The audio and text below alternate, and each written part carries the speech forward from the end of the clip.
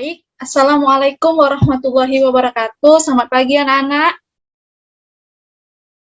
Pagi, Bu. Pagi, Bu. Baik, Bu. Alhamdulillah. Apa kabar anak-anak? Baik, Bu. Sehat, Bu. Alhamdulillah masih sehat. Masih semangat kan? Masih, Bu. Pasti, Bu. Semangat, Bu. Untuk membuka kegiatan pembelajaran kita hari ini, sebaiknya kita berdoa. Berdoa menurut agama dan kepercayaan masing-masing. Berdoa dimulai. Pada hari ini kita akan melanjutkan pembelajaran kita dari yang minggu semalam. Anak-anak, apa ada yang masih ingat tentang pembelajaran kita pada minggu semalam? Saya, Bu. Ya, silakan, Nurhaliza. Jadi, Bu, seingat saya, pertemuan kita yang minggu semalam itu kita membahas tentang pengertian APBN.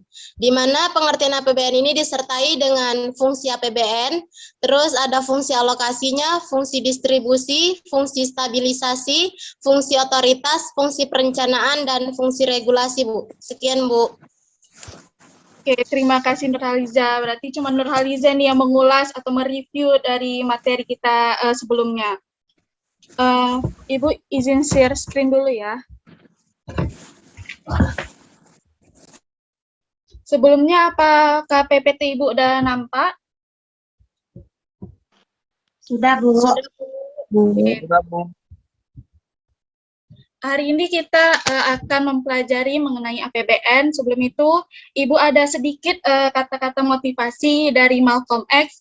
Malcolm X mengatakan bahwa pendidikan adalah tiket ke masa depan. Hari esok dimiliki oleh seseorang yang mempersiapkan dirinya sejak hari ini. Jadi, jika kalian semua ingin memiliki masa depan yang cerah, maka belajarlah dengan rajin dan penuh semangat, karena butuh persiapan dan perjuangan untuk meraih kesuksesan bersama. Kemudian, ada pula agenda pembelajaran kita hari ini. Yang pertama, kita akan mempelajari sumber-sumber penerimaan negara. Kedua, kita akan mempelajari jenis belanja negara.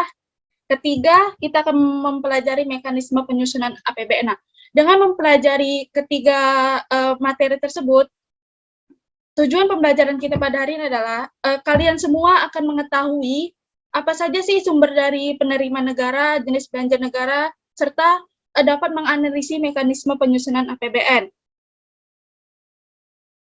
Penerimaan negara. Penerimaan negara merupakan pemasukan yang diperoleh negara untuk membiayai dan menjalankan setiap program-program pemerintahan. Nah, apa sih, Bu, sumber-sumber dari penerimaan negara? Nah, sumber penerimaan negara ini sendiri ada terbagi dua, yaitu ada penerimaan dalam negeri dan ada juga IBA. Jadi dalam penerimaan dalam negeri ini adalah penerimaan yang sumbernya berasal dari kemampuan dalam negeri. Seperti pajak. Pajak sendiri itu adalah iuran yang wajib dibayarkan oleh wajib pajak kepada negara. Apa sih, Bu, contoh dari pajak? Itu ada PPN, PBB, cukai, dan bea masuk. Kemudian ada yang non-pajak. Ini penerimaan selain dari pajak, seperti penerimaan sumber daya alam, ada migas, ada minyak bumi, ada dari pendapatan kehutanan, dan lain-lain. Dan juga ada bagian laba dari badan usaha milik negara. Kemudian ada pendapatan dari hibah. Apa sih itu, Bu, pendapatan hibah? Nah, pendapatan hibah ini adalah semua penerimaan negara yang berasal dari sumbangan swasta dalam negeri maupun sumbangan swasta dan pemerintah luar negeri. Adapun belanja negara atau pengeluaran negara. Yang pertama belanja pemerintahan pusat, dan kedua belanja untuk daerah. Belanja pemerintahan pusat sendiri itu terbagi atas dua. Yang pertama pengeluaran rutin. Nah, pengeluaran rutin ini merupakan pengeluaran untuk kegiatan-kegiatan rutin yang sifatnya permanen dan terus menerus. Nah, pengeluaran rutin ini terdiri atas belanja pegawai, belanja barang, subsidi daerah otonom, bunga, cicilan utang, dan pengeluaran rutin lainnya. Adapun pengeluaran pembangunan. Nah, pengeluaran pembangunan ini pengeluaran yang sifatnya tidak rutin setiap tahun, tetapi bersifat temporer, dan pengeluaran ini terdiri atas dari pembiayaan rupiah yang merupakan pengeluaran pemerintah berupa barang atau uang secara langsung. Kemudian ada belanja untuk daerah. Nah, belanja untuk daerah ini juga terbagi dua. Yang pertama ada dana perimbangan. Dana perimbangan sendiri merupakan alokasi dana pengeluaran pemerintahan pusat yang disesuaikan dengan kebutuhannya. Dana perimbangan ini juga terdiri dari ada dana bagi hasil, itu yang meliputi bagian daerah dari penerimaan pajak bumi dan bangunan. Dana alokasi umum, yaitu bantuan umum yang digunakan sesuai dengan prioritas pembangunan daerah dalam batas arahan pemerintahan pusat. Dan juga ada dana alokasi khusus, yaitu bantuan khusus yang digunakan dalam kegiatan pembangunan dengan sasaran sesuai dengan ketetapan pemerintahan pusat. Kemudian ada dana otonomi khusus dan penyeimbang. Nah, dana otonomi khusus dan dana penyeimbang itu merupakan dana yang dialokasikan untuk membiayai pelaksanaan otonomi khusus suatu daerah. Nah, serta untuk penyeimbang kekurangan dari dana alokasi umum.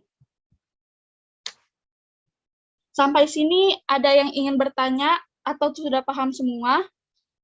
Sudah paham, Bu. Sudah paham? Kalau sudah Bu. paham, Ibu mau nanya kepada Nurhaliza. Tadi coba ulang, apa saja sih sumber dari penerimaan negara? Nurhaliza, tidur ya? Oke, karena nggak ada Nurhaliza, kita beralih ke Nanda. Nanda, coba kamu jelaskan apa saja sumber penerimaan negara yang tadi Ibu jelaskan. Ya Bu, dari yang saya tangkap itu Bu, penerimaan negara itu ada dari penerimaan dalam negeri, itu ada dari pajak dan bukan pajak. Kalau dari bukan pajak itu seperti ada PPN, cukai dan lain-lainnya, dan juga ada penerimaan dari hibah begitu Bu. Saya kembalikan Bu.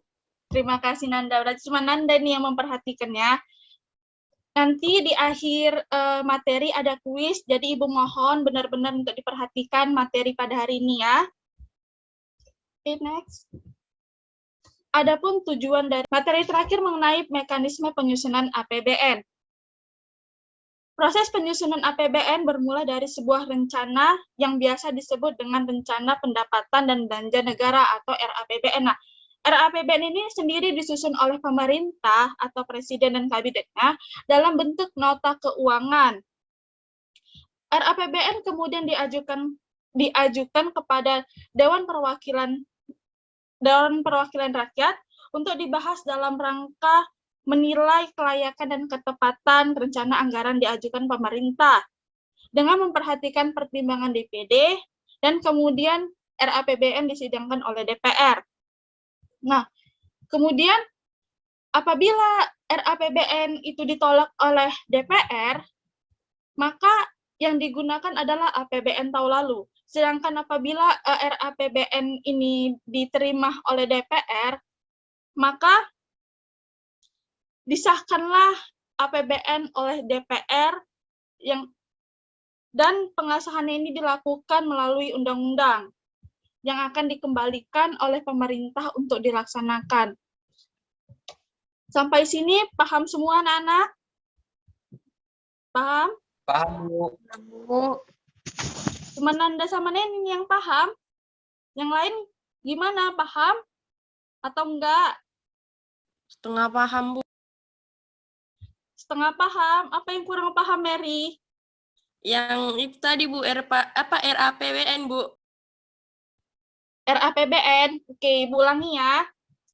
Jadi RAPBN ini merupakan susunan rancangan anggaran pemerintahan belanja negara yang akan disahkan menjadi APBN. Nah, sebelum disahkan itu dia melalui proses pengajuan kepada DPR yang kemudian akan disidangkan oleh DPR. Nah, apabila RAPBN ini disahkan, maka RAPBN ini yang akan menjadi APBN yang untuk dilaksanakan oleh pemerintah. Paham, Mary? Paham, Bu. Oke, jadi paham semua ya. Ibu akan ada kuis, nanti link kuisnya Ibu kirim ke kolom chat. Nanti anak-anak masuk, Ibu tunggu 5 menit ya. Kirim link kuis Kahoot, anak-anak sudah bisa masuk ya. Oke, udah selesai. Kita sama-sama lihat ada Meritania, ada Cindy Mariania, peringkat kedua Cindy Mariani, dan peringkat ketiga Sardo Avana.